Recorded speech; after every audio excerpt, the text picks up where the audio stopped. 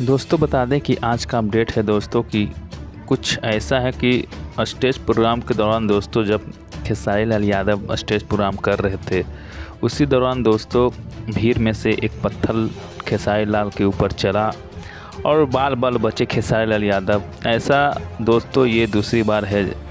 पहला बार तो दोस्तों ये था कि जब पवन सिंह के स्टेज शो हो रहा था, प्रोग्राम हो रहा था, तो उसमें भी दोस्तों ऐसा पत्थर चला कि जाके पवन सिंह के माथे पे जा लगा दोस्तों। और दोस्तों काफ़ी तगड़ा पत्थर से वार किया गया दोस्तों, और पवन सिंह को माथा पर लग गया था, बहुत चोट लगा था दोस्तों। और दूसरी बार दोस्तों ये है कि खेसारी लाल के प्रोग्राम में वही चीज़ हुआ है, मगर कहने वाली बात है कि उतना चोट गहरा नहीं लगा, डांसर को लगा, मगर चोट तो लगा है दोस्तों। मगर ये सोचने वाली बात है कि कलाकारों के साथ इस तरह से तो बर्ताव नहीं होना चाहिए। खास करके लोग इंटरटेनमेंट कराते हैं, लोगों को मनोरंजन कराते हैं, जो इस तरह के बर्ताव करते हैं, ये अच्छा बात नहीं।